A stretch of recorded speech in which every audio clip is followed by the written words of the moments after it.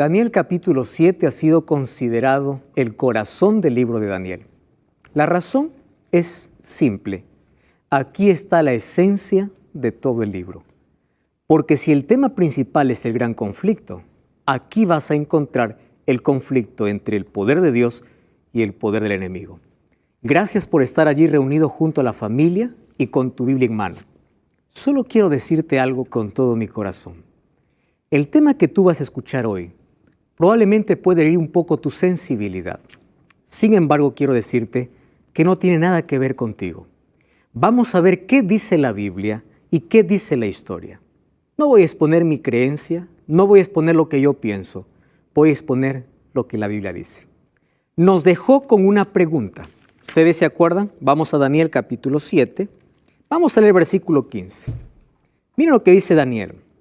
Yo, Daniel, me turbé el espíritu hasta lo más hondo de mi ser. Las visiones de mi cabeza me asombraron. Entonces me acerqué a uno de los que estaban allí y le pregunté la verdad acerca de todo aquello. Me habló y me hizo conocer la interpretación. ¿Qué me dice? Estas 4 grandes bestias son 4 reyes. ¿Recuerdan el capítulo anterior? Vimos que las 4 bestias representaban a los 4 grandes imperios en la historia. Ahora dice, se levantarán en la tierra y después recibirán el reino de los santos del Altísimo y poseerán el reino hasta el siglo eternamente y para siempre. Lo mismo que mostró Nabucodonosor, después de los 4 reinos que viene la venida de Cristo.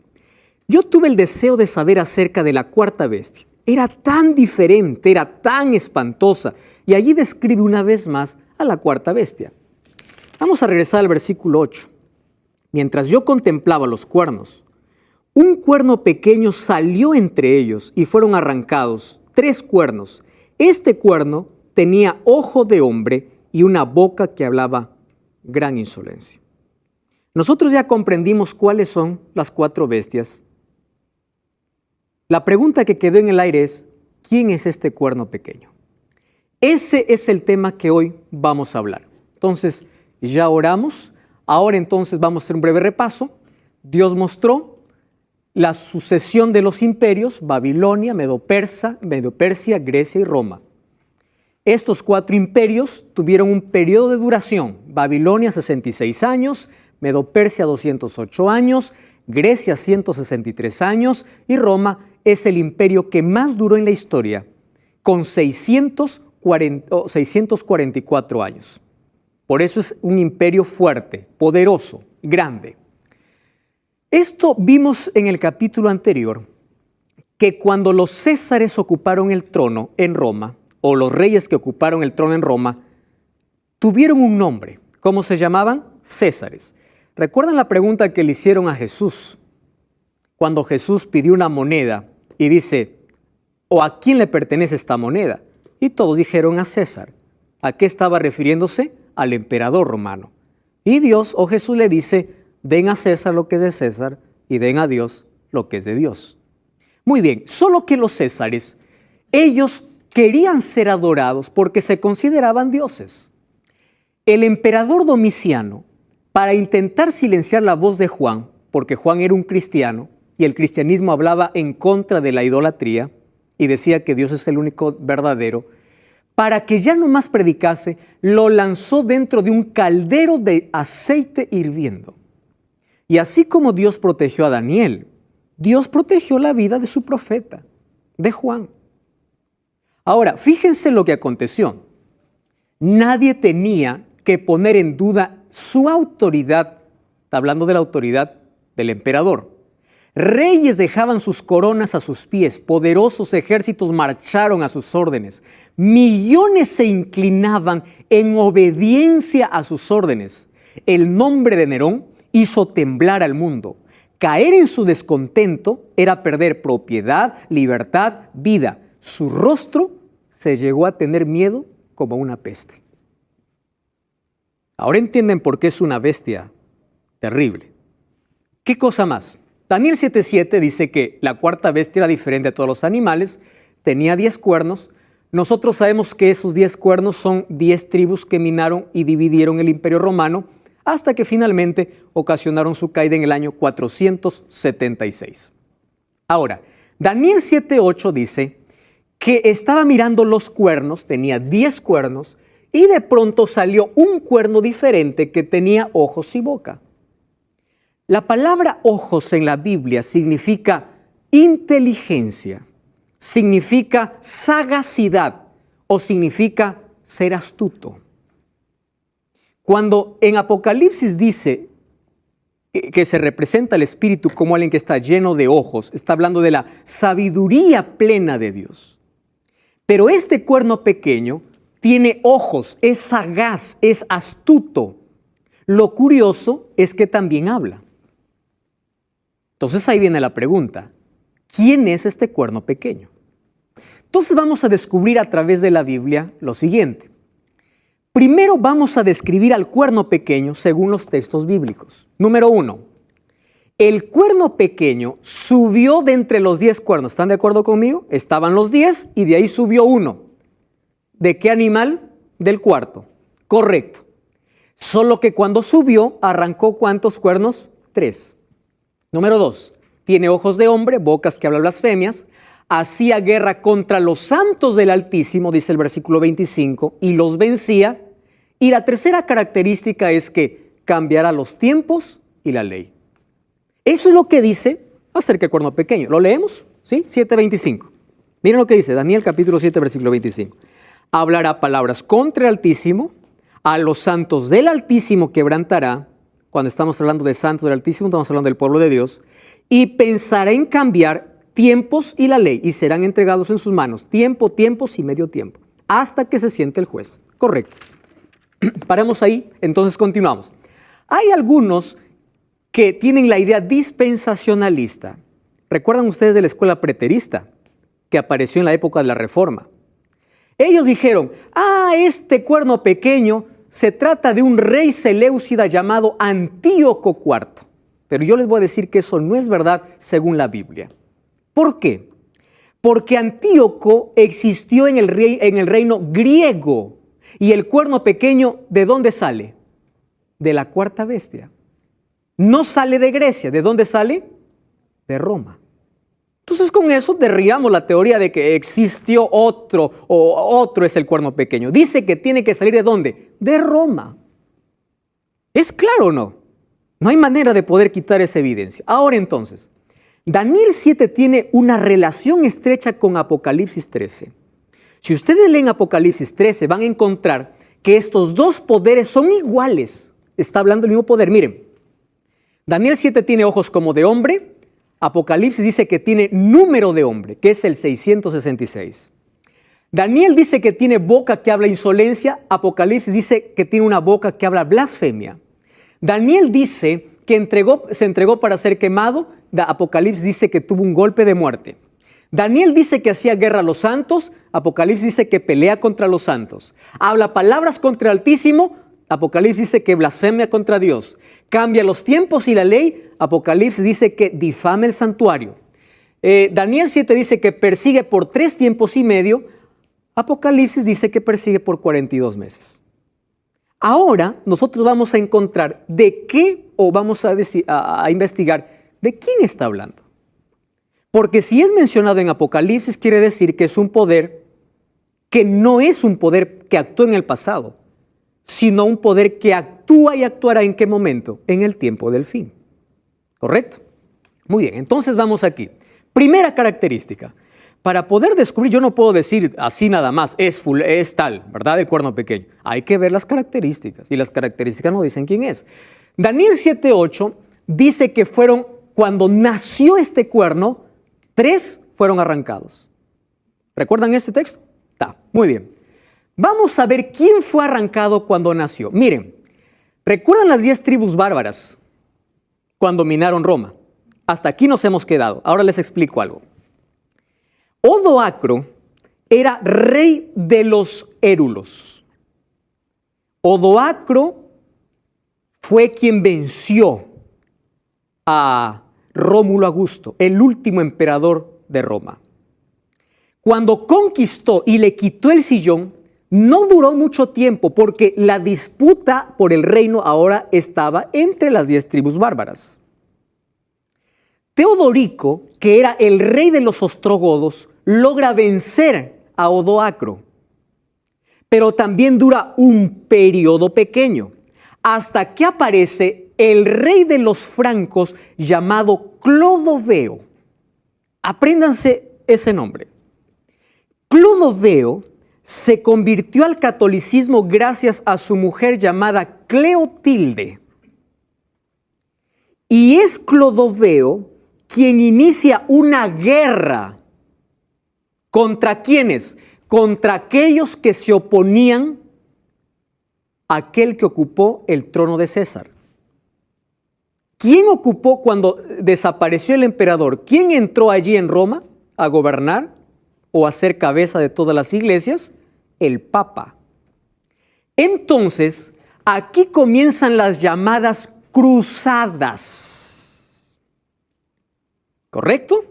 Todo aquel que se opone, ahí empiezan las guerras, los conflictos.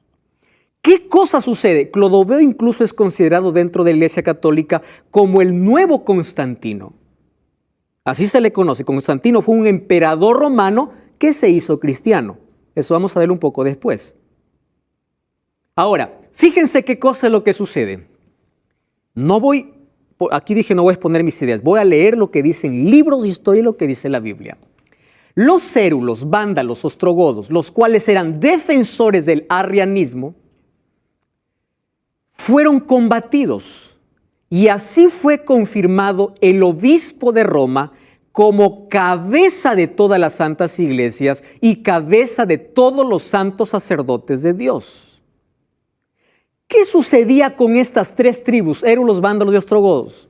Ellos no se sometían bajo el poder del Papa. ¿Por qué?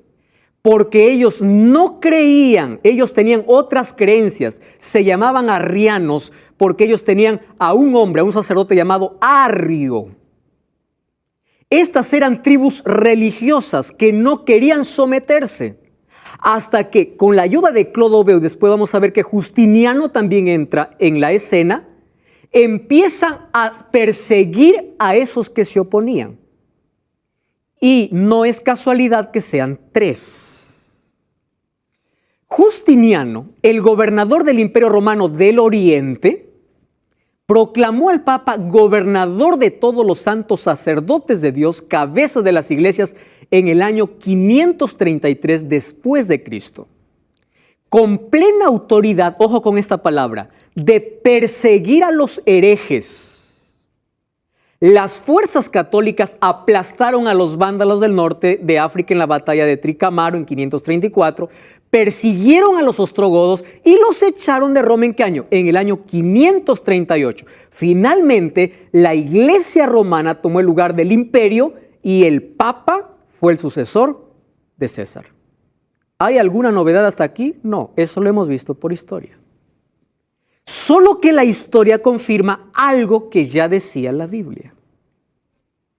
Segunda característica, tiene una boca que habla grandes cosas. Otros textos dicen grandes blasfemias. Yo tengo aquí una Biblia rojita que ustedes conocen, se llama Biblia latinoamericana.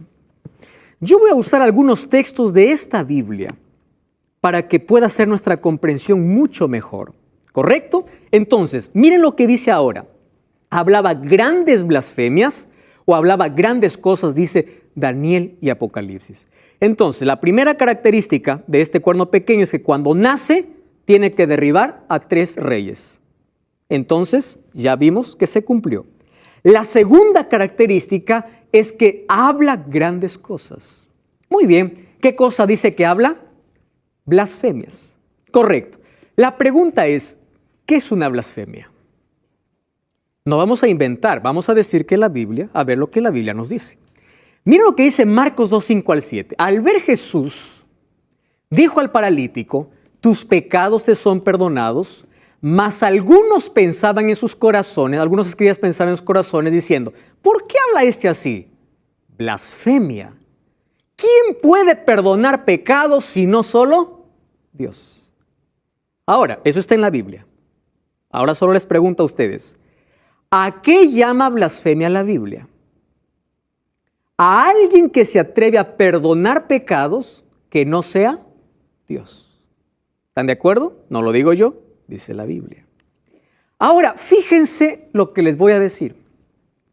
Lo que voy a leer no sale de mi cabeza, sino esto se dijo en el canon católico, está escrito en el canon católico del Concilio de Trento. Presten atención aquí. En la confesión al sacerdote, miren lo que dice, tiene el poder. ¿Qué cosa tiene el sacerdote?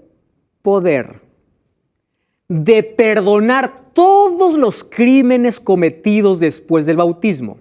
Cuando un delincuente confiesa sus pecados al sacerdote, todos los delitos no solo son perdonados, sino son destruidos y el criminal se convierte en una nueva persona, en un santo. Pregunto, ¿quién es el que santifica al pecador? Dios, no. ¿Quién lo hace?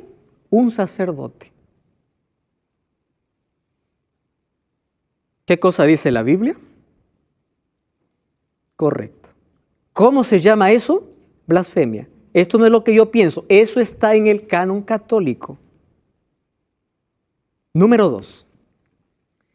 Yo traje aquí un librito que se llama Catecismo. ¿Tienes este libro en casa? Búscalo. Vamos a leer juntos, ¿qué te parece? Yo voy a leer lo que dice el Catecismo en la página 401. Voy aquí. ¿Estás con el Catecismo? Presta atención. La declaración de pecados al sacerdote constituye una parte esencial del sacramento de penitencia. Los penitentes deben hacer la confesión y enumerar todos sus pecados mortales que tienen conciencia después de examinarse seriamente, aun cuando sus pecados sean secretos. Espera un poco. Cuando los cristianos se esfuerzan por confesar todos sus pecados que les viene a la memoria, no deben dudar que tienen que presentarlo o tienen que presentar su perdón de misericordia divina. Que de otra forma, si intentan ocultar conscientemente algunos pecados, no están colocando delante de la divina voluntad algo que pueda perdonar por intermedio del sacerdote. Eso dice el Catecismo. ¿Qué dice? Que tú tienes que confesar todos tus pecados, aún ocultos, porque quien te va a perdonar es el sacerdote. Ahora fíjate, ¿qué dice la Biblia? Voy a usar esta Biblia, ¿correcto? Vamos a 1 Timoteo capítulo 2, versículo 5. Vamos a 1 Timoteo capítulo 2, versículo 5. Mira lo que dice la palabra de Dios. Nunca, 1 Timoteo, perdón, estoy aquí en otro texto.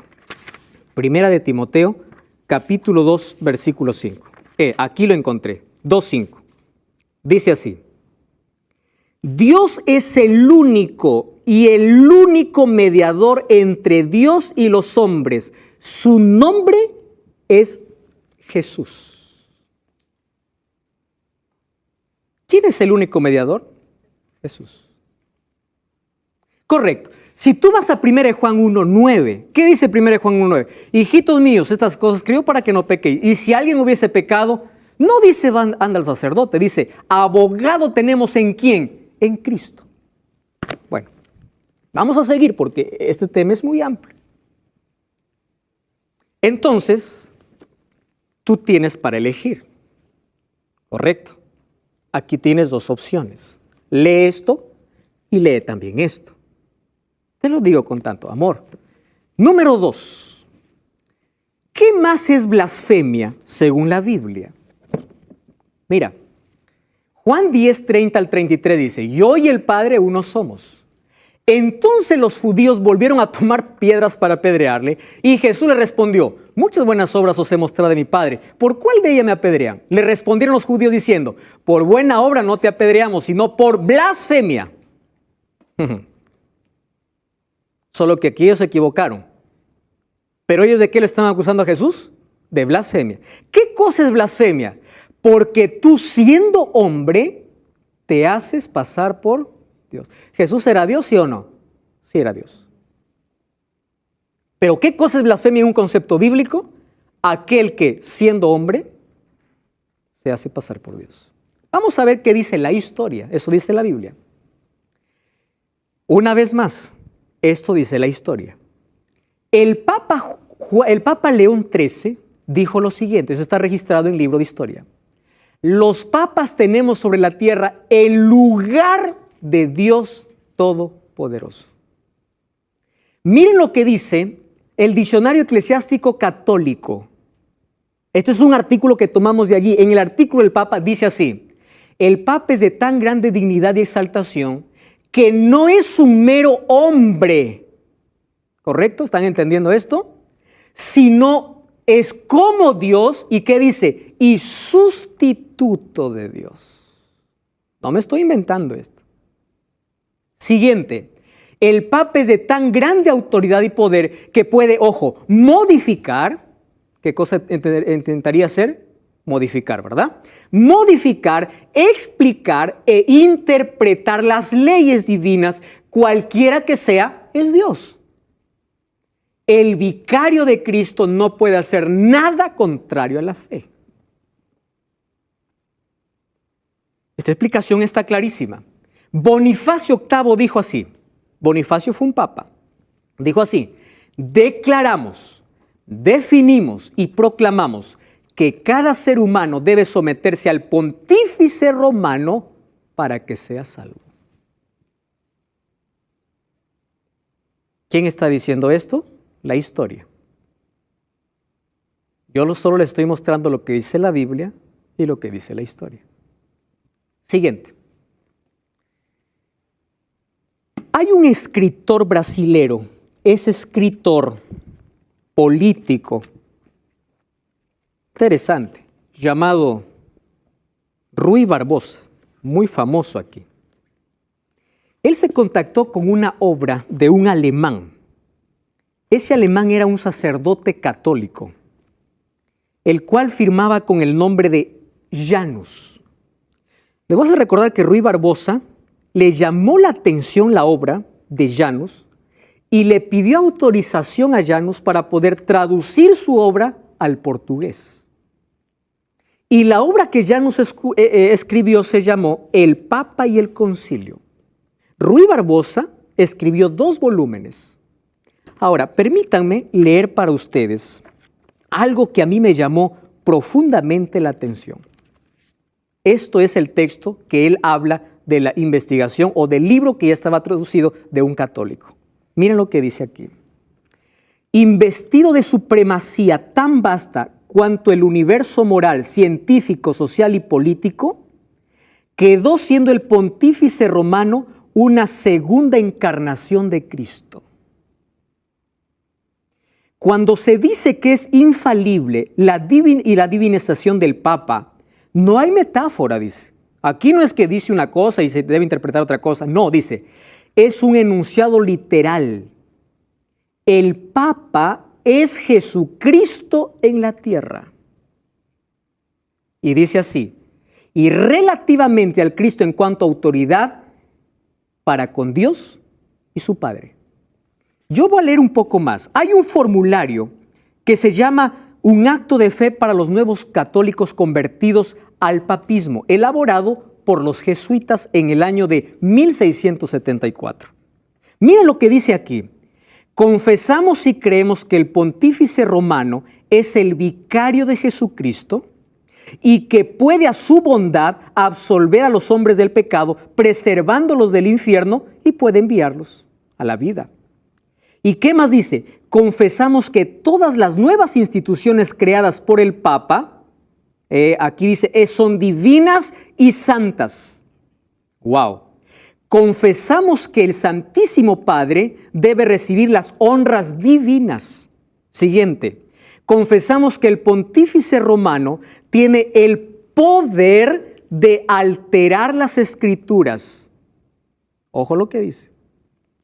Quitarlas según su conveniencia, porque Él es Dios.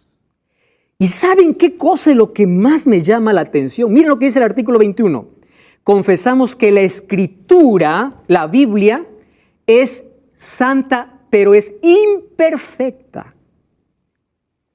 Y no pasa de ser una letra muerta desde que no hay una explicación por el pontífice romano. ¿Quién da vida a la Biblia? El pontífice. ¿Quién es el cuerno pequeño? Te estoy mostrando evidencias bíblicas y evidencias históricas. Finalmente cada uno decide creer o no creer.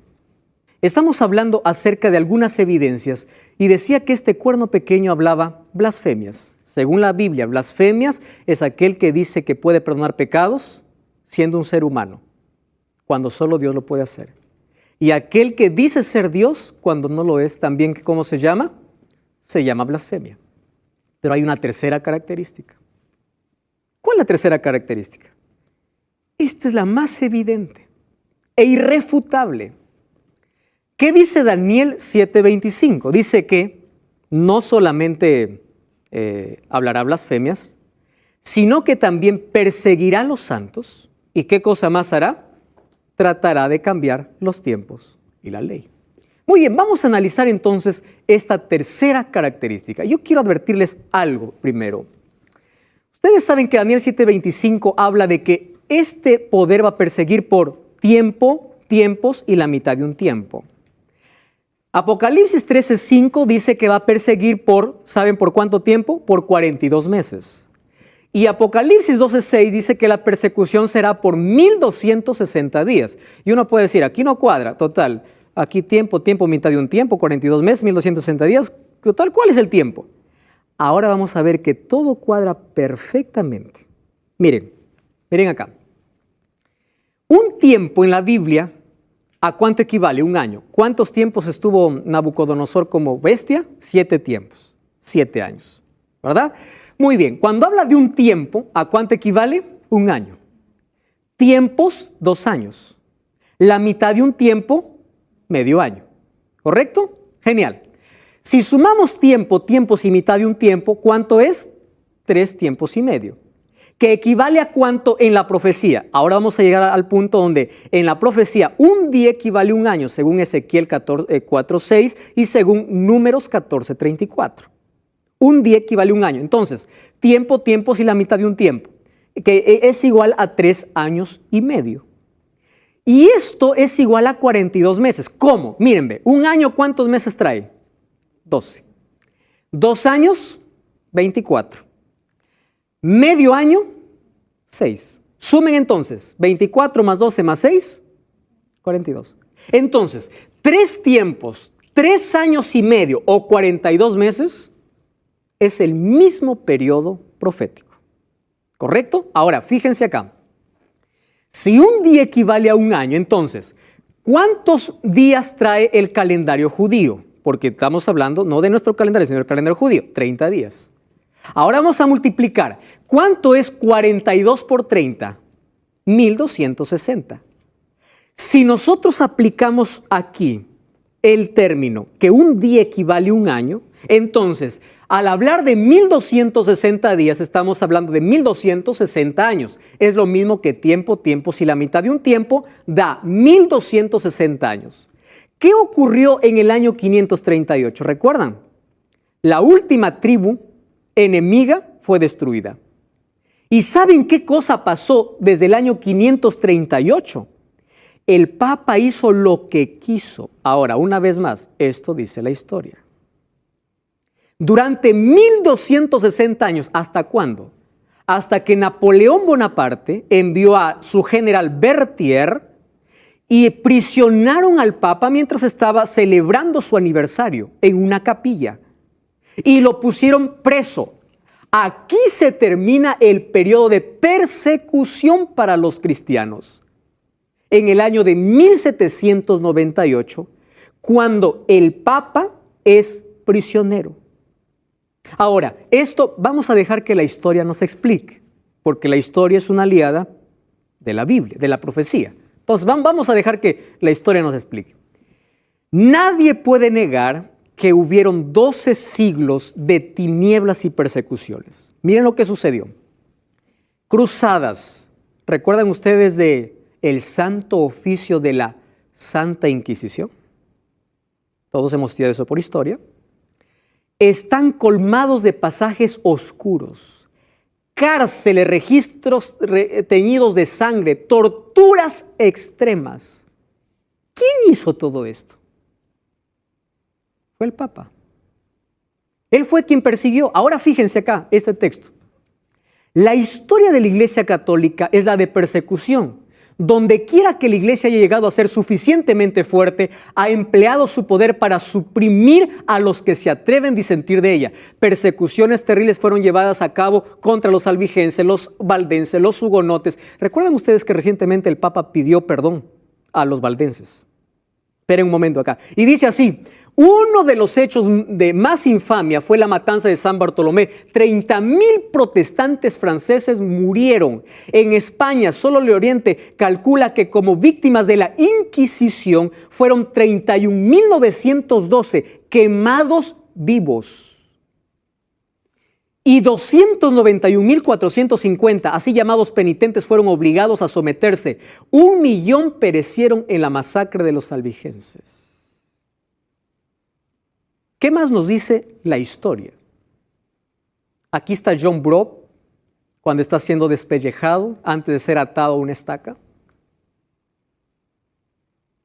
Aquí encontramos una mujer embarazada, allí que es levantada, dice, en dirección hacia arriba y hacia afuera, mientras las articulaciones de su hombro se separan, se levantan los brazos directamente a la cima y finalmente todo el peso de su cuerpo descansa en las muñecas, mientras que el inquisidor, en nombre de Jesucristo y de la Santa Iglesia, le dirige en varias ocasiones la pregunta: ¿vas a renunciar?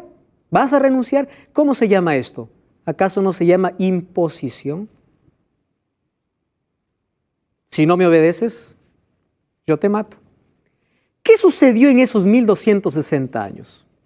La palabra de Dios fue escondida. Es más, fue prohibida leer la Biblia. Ahora, miren, cuando la palabra de Dios es escondida, ahí aparece la mentira. Porque el pueblo no abre la Biblia.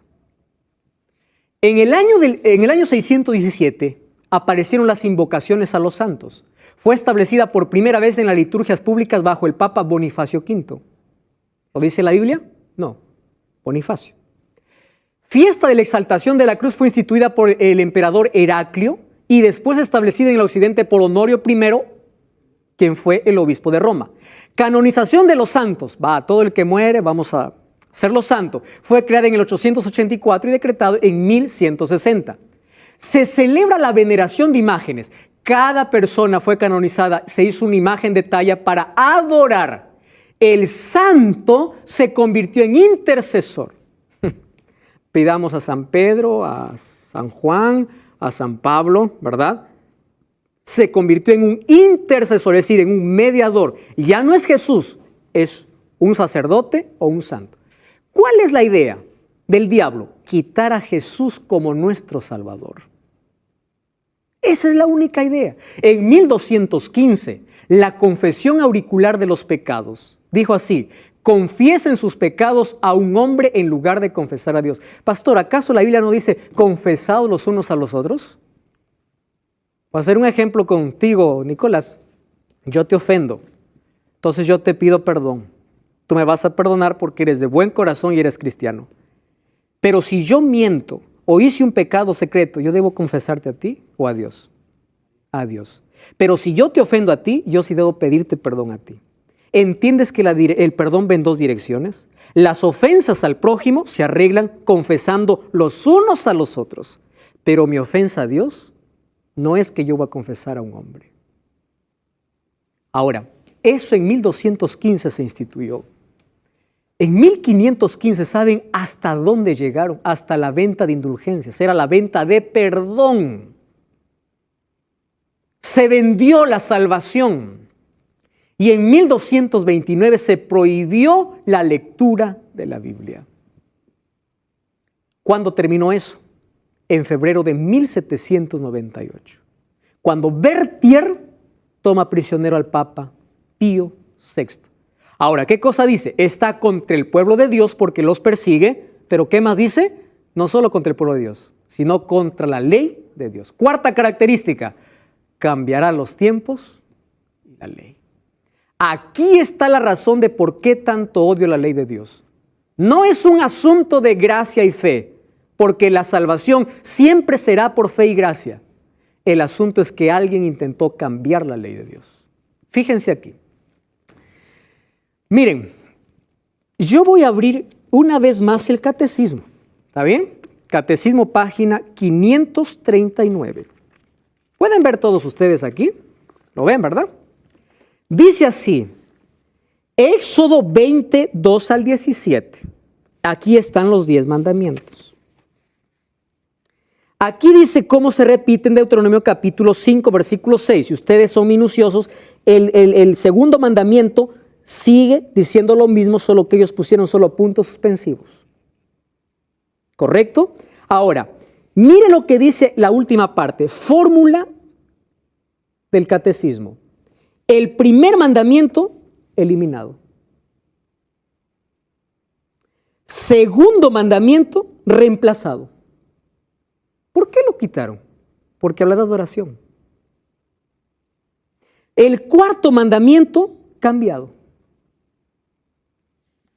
Yo estoy mostrando una evidencia. Permítanme tomar la Biblia. Éxodo capítulo 20. Mira lo que dice. Aquel que dice, no, la ley ya fue clavada. Vamos a ver si fue clavada. Éxodo capítulo 20. Dice así. Voy a leer esta Biblia porque a mí me encanta. Esta es la mejor versión que yo puedo leer. Dice así. No tendrás otros dioses fuera de mí. Primer mandamiento. Yo les pregunto, cuando uno vive bajo la gracia, ¿quiere decir que uno es idólatra? No. Número 2, dice, mira lo que dice esta Biblia. No te harás estatua, ni imagen alguna de lo que hay arriba en el cielo, bajo en la tierra y bajo en las aguas de la tierra. No te postres a estos dioses, ni les sirvas, porque yo, Yahvé tu Dios, soy Dios celoso y te pido cuentas a tus hijos, nietos, bisnietos, por la maldad de sus padres. ¿Saben que me gusta esta versión porque es más clara? Versículo 7, no tomarás el nombre de Yahvé tu Dios en vano, porque no dejarás sin castigo que le tomaré su nombre en vano. Versículo 8, ¿saben qué cosa dice esta Biblia? Acuérdate del día sábado para santificarlo. Aquí no dice reposo, acá dice sábado. Muy bien. Entonces, yo tengo aquí dos cosas. El catecismo que me dice una cosa, en lugar de guardar el sábado, me dice, santifica las fiestas. Ustedes ya saben a dónde nos lleva una fiesta, ¿verdad? Y en lugar de decir, no tengas otro Dios, colocan el primero, amarás a Dios sobre todas las cosas. Ah, no, es que Jesús cuando vino lo cambió. Espera un momento. Jesús dijo que la ley se dividía en dos. ¿Están de acuerdo conmigo? Amar a Dios y amar al prójimo. Ahora, lean Éxodo 20 y van a encontrar lo siguiente. Los 4 primeros demuestran nuestro amor a Dios y los 6 últimos, nuestro amor al prójimo. Esto está más claro, esto es simple. Ahora, miren cómo se cambió. No tendrás otros dioses, amar a Dios sobre todas las cosas. Ahora, el segundo mandamiento de las imágenes lo quitaron. El mandamiento donde dice, acuérdate del sábado, le pusieron honra al padre y madre. Y para que cuadre, el 10º mandamiento lo dividieron en 9º y 10º, para que llegue a 10. ¿Saben ustedes quién dio el primer decreto dominical? Constantino. Esto no se trata de resurrección, queridos. Se trata de un emperador que se convirtió al cristianismo llamado Constantino en el año 321, un 7 de marzo. Lo que dijo, deben los magistrados y personas residentes en ciudades reposar y todos los talleres deben cerrarse en el venerable Día del Sol. En inglés, ¿cómo es domingo? Sunday, Sunday. ¿Qué significa? Día del Sol. En la Biblia, el domingo es considerado primer día de la semana, según Lucas capítulo 23. Él, Constantino, adoraba el sol, pero cuando ingresó o se hizo cristiano por conveniencia, trajo las costumbres paganas y lo dejó en el cristianismo. Lo que hizo el Papa solamente es ratificar y decir, vamos para adelante. Así son las cosas. Por más que queramos poner cualquier otra cosa en contra. Miren lo que dice aquí el Catecismo de la Iglesia Católica, ahora le doy la referencia. Pregunta, ¿cuál es el séptimo día? Respuesta, el sábado es el séptimo día. Número 2, pregunta, ¿por qué observamos el domingo en lugar del sábado? Respuesta, porque la Iglesia Católica transfirió la solemnidad del sábado al domingo. ¿Quién lo hizo? ¿Dios? ¿Qué cosa dice la profecía? Cambiará los tiempos.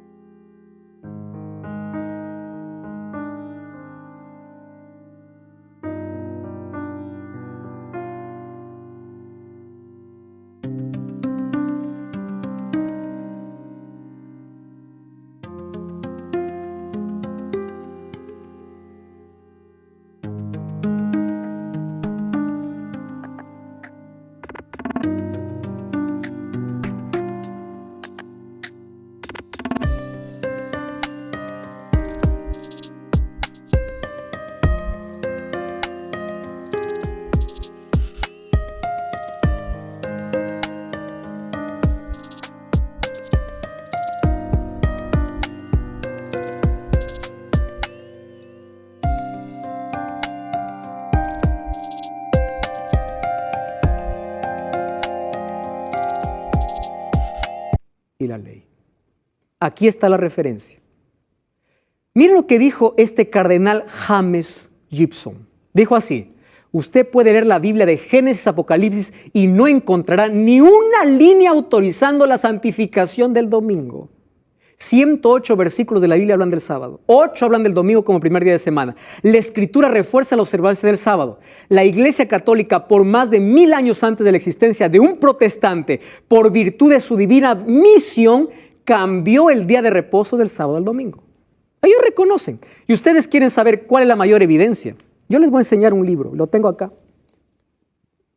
Este libro es una investigación histórica sobre el cambio del día de reposo. ¿Saben quién escribió este libro? Samuel Bacchiocchi. Pero ¿saben qué cosa me sorprende de este libro? Este libro, él lo escribió como base teniendo una tesis doctoral. ¿Sabes dónde hizo esta tesis? En la Pontificia Universidad Gregoriana en Roma. Él se atrevió a hacer en una universidad católica gregoriana una tesis diciendo cuál es el verdadero día de reposo. La tesis fue aprobada y tiene el imprimatur del Vaticano. Quiere decir, fue aprobada su tesis. ¿Y saben qué cosa dice la tesis? Dice que quien cambió el sábado a domingo fue la Iglesia Católica. Y el Vaticano, al poner su imprimatur, ¿qué cosa estaba diciendo? Reconocemos, es verdad, somos nosotros. Entonces yo quiero dejar solo una pregunta hoy. ¿Quién es el único que merece nuestra adoración? Jesús dijo, si me amas, guarda mis mandamientos. Querido, la ley no salva a nadie. Tú y yo somos salvos por gracia de Jesús. La ley, la observancia de la ley o los mandamientos no salvan. No son la causa, son el efecto. Por eso dijo, si me amas, somos salvos por la gracia. Apocalipsis 14:12 dice, aquí está la paciencia de los santos, los que guardan los mandamientos de Dios y tienen el testimonio de Jesús. Mateo 5:17 dice, no penséis que he venido a anular la ley de los profetas. Hasta que pase el cielo y la tierra, no pasará ni una jota ni una tilde. Querido, yo fuera un legalista si te dijera, guarda la ley para salvarte. Yo no hablo eso. La ley no salva,